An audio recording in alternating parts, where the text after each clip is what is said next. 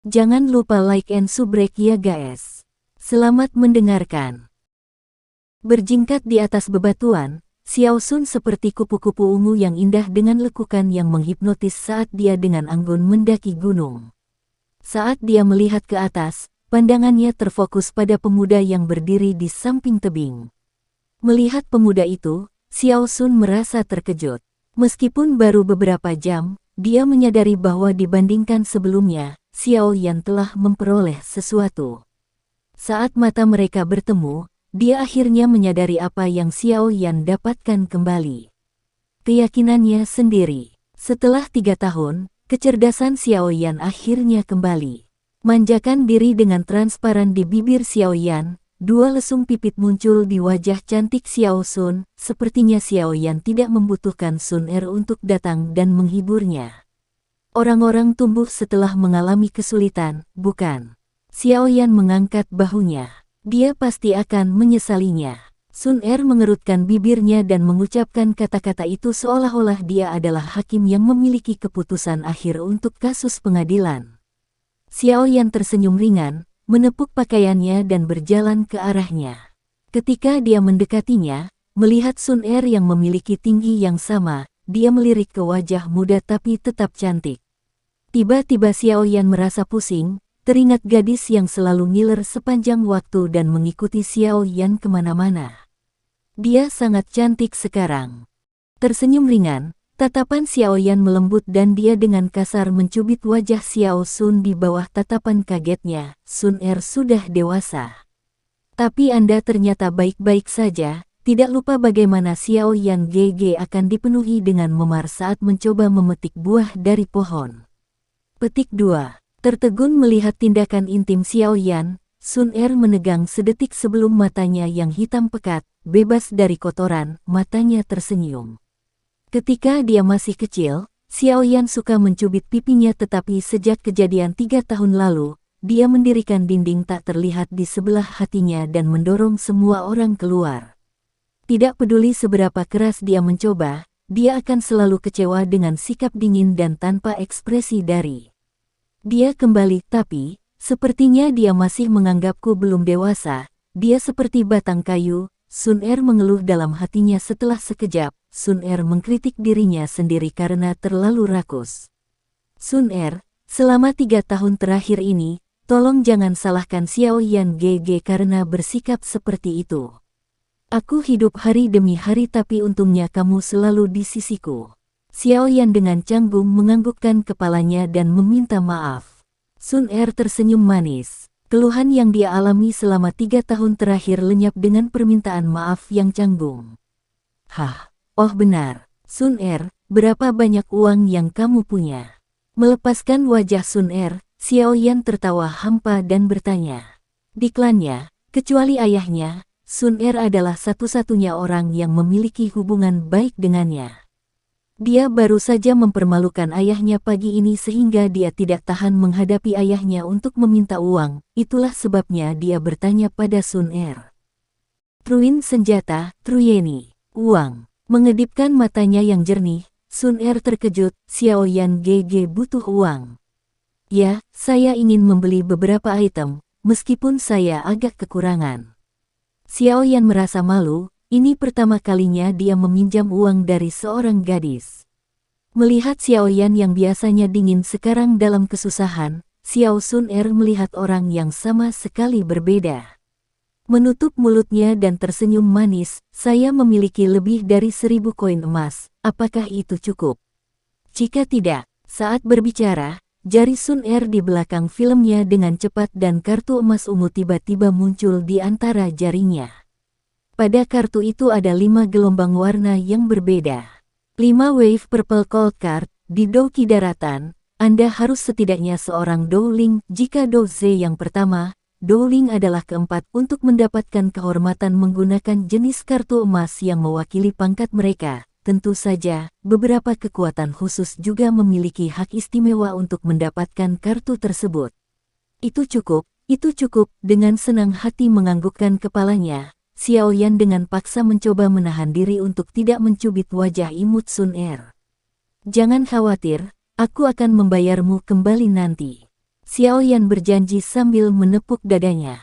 Kamu tidak perlu membayarku kembali, Sun Er cemberut dan dengan cepat menyembunyikan kartu emas ungunya. Ayo pergi. Sekarang sudah hampir malam, besok aku akan membawamu ke kota Wutang untuk jalan-jalan. Xiao Yan melambai ke arah gadis itu dan dengan riang menuruni gunung. Berdiri diam, Sun Er dengan senang hati memandangi pemuda yang telah mendapatkan kembali keberaniannya dari 3 tahun lalu.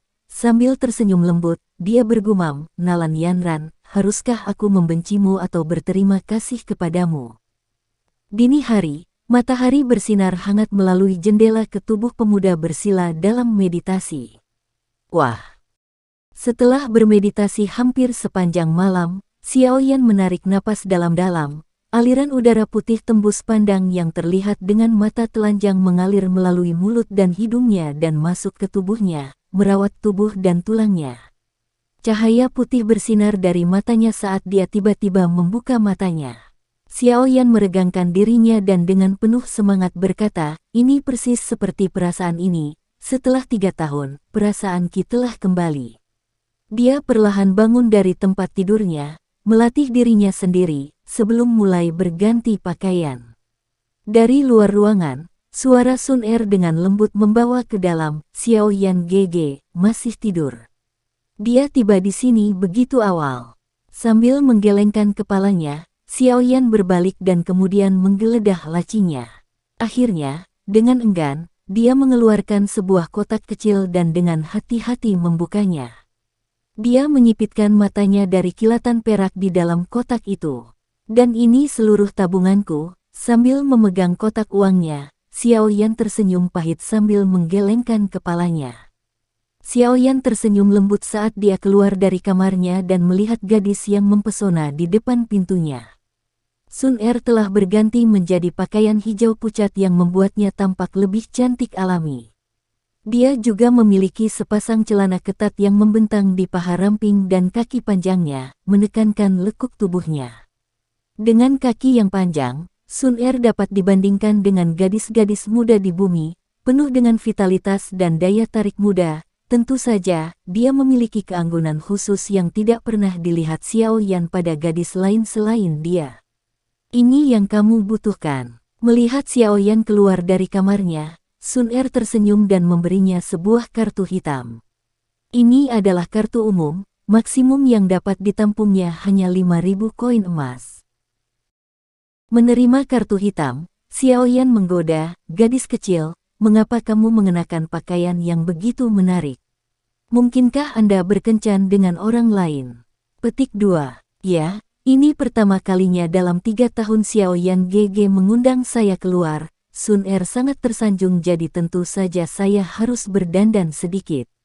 Goda intim Xiao Yan membuat mata Sun Er menekuk menjadi bentuk bulan sabit dangkal sambil tersenyum genit.